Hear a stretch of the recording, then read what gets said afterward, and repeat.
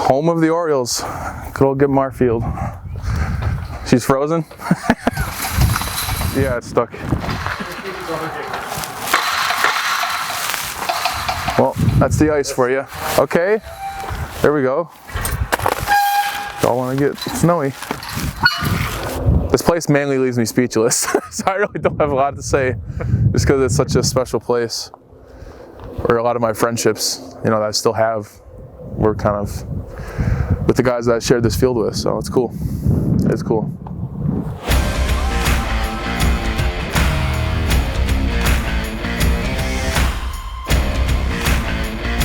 The first, person that was like my idol, I guess, when I was really little was Brett Favre for the Packers. I wanted to play quarterback, but my body type changed and made me into an offensive lineman. I was always overweight. Quinn was just a regular high school kid coming in. Of course, he was one of the biggest coming through as a freshman. And then next thing you know, he's pushing 300 pounds and just towering over people.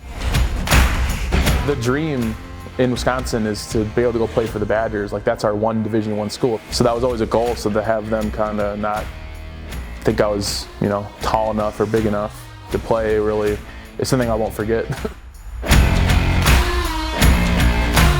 When he played here, there was some crazy stuff that really defied physics. I mean, but it just shows you how explosive he is.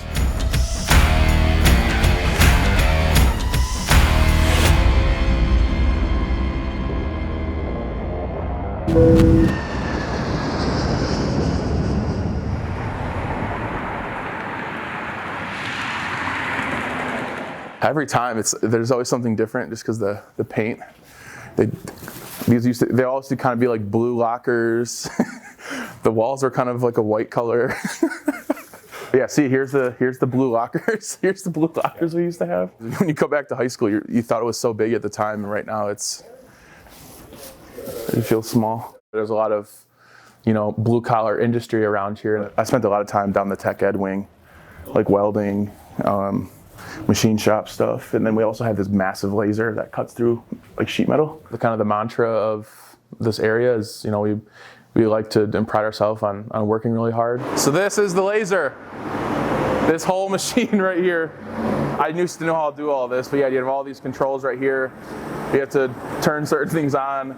Here's something that someone made on a laser right here. It's a cow fitting. There's tons of people that have this type of artwork like in their front yard, and then when it gets all rusted, it looks really cool in your front yard.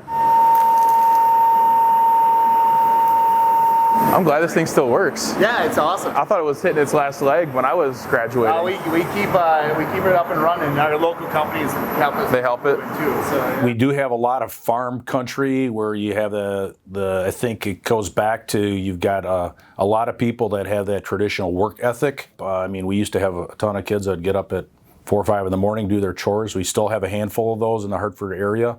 Quinn didn't grow up on a farm, but that work ethic is in our community very strong, where people, they pride themselves on how hard they can work, and that is Quinn 100%.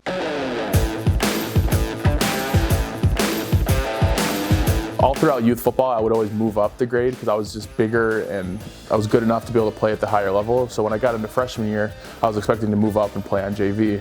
But I actually got sent back down to the freshmen saying, hey, we don't need you, we're good. And that was actually one of the first times I actually sat on the bench for an entire game and didn't play. That motivated me a lot. We would work out every day.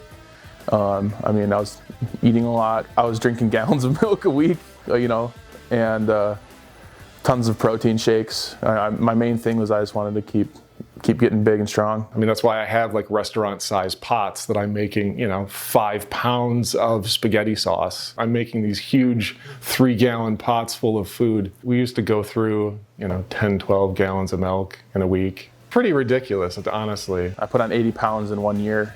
That was from my freshman to sophomore year. So I came back the next year and was starting right tackle for the varsity football team at 6'2", 260. Obviously, when you put on 80 pounds in a year, there's not, a lot of great looking weight. So the gut is, that's a thing. Keeping that thing aired out, that was a thing in high school too.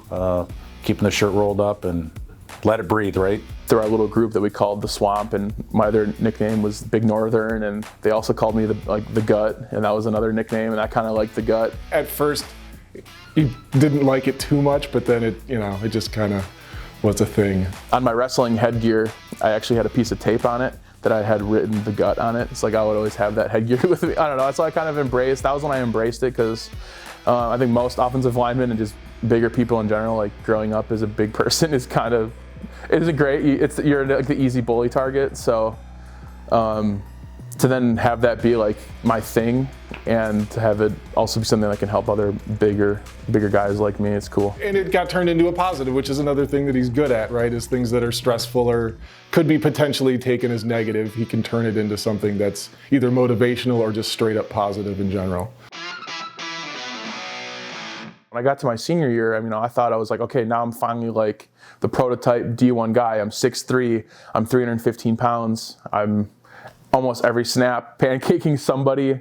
I have my own package where I'm in the backfield. Like I'm like the highlight offensive lineman, but no one really came through. It was all the really small schools. I get that question a lot. People are like, well, what happened? Did they fall through the cracks? How come Madison didn't pick them up? The recruiting train goes pretty fast these days, and if you aren't on that train as a sophomore, sometimes teams already fill their rosters. There were some schools that did come in after the fact that they were like, oh my gosh, if we would have seen Quinn at our camp or seen him a little earlier, we probably would have offered him instead of somebody else. One of his high school assistants was a former player of ours, Aaron Roosh, who was a very good wide receiver for us.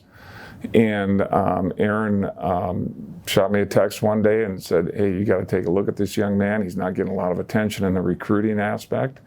And looked at the film once, sent it to my O-line coach.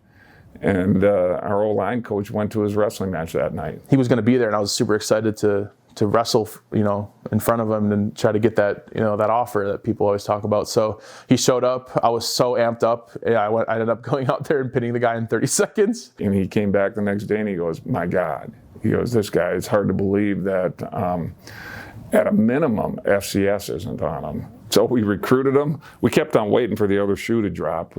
Even after he committed, we were like, well, somebody's going to find out about him. And he ended up here.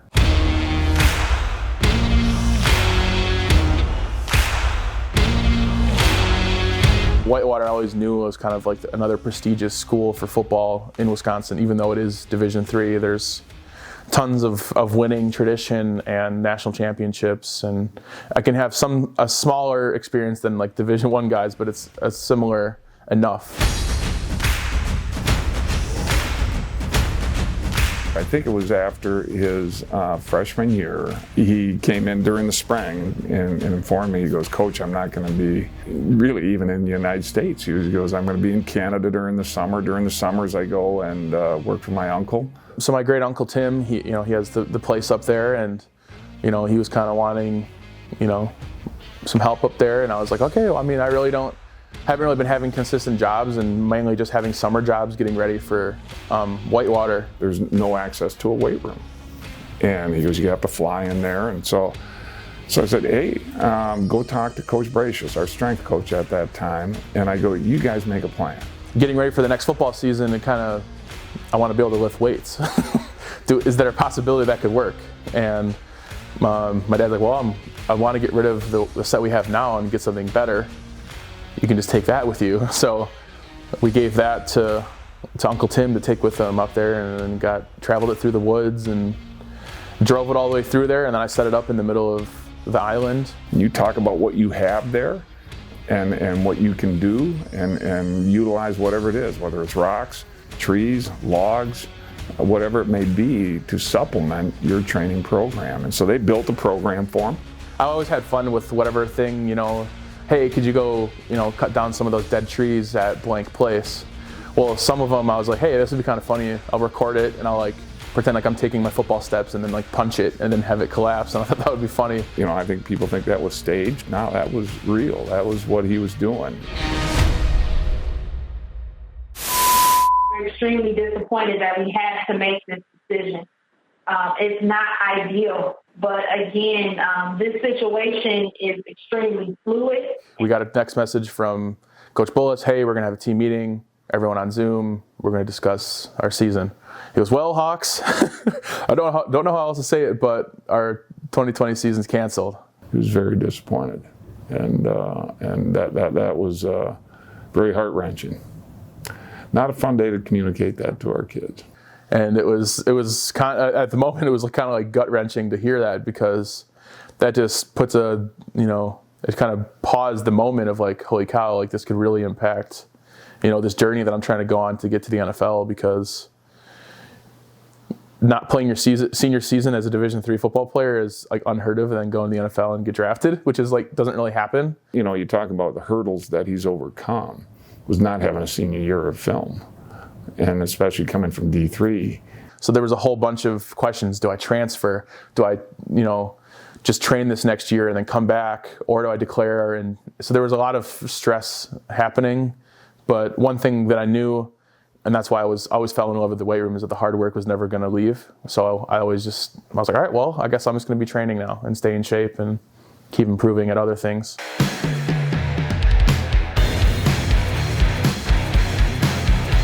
So I've done training this whole time. How am I going to show that I've improved? Because I wasn't happy with my junior tape. I wasn't happy with my body type back then. And I did so much work behind closed doors that nobody knew. And that's all that scouts could go off of was that film. So I wanted to be able to showcase like the new and improved Quinn Meinerz that was getting ready for the NFL. As everyone knows, it was quite the week for myself.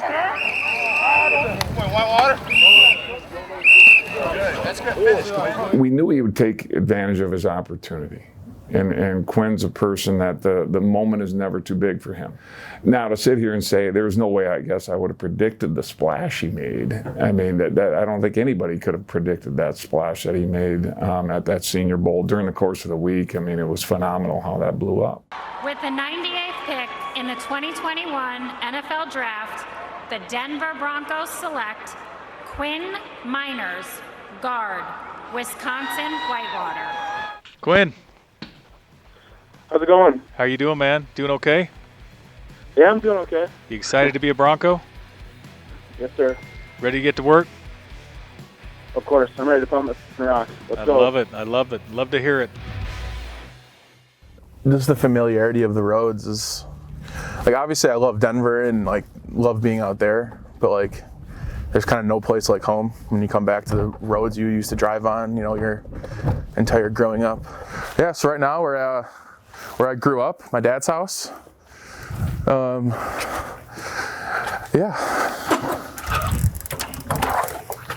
The wall of some things. Yeah, I used to have my desk here, and this is where I would do like homework. We don't really use this as a dining room. It was always kind of used as like the study room for everybody. So we had like little desks all over, but all in nobody here. really uses this room anymore. So this is all the. But that's all Quinn. Yeah, so we had the high school stuff, and then college stuff.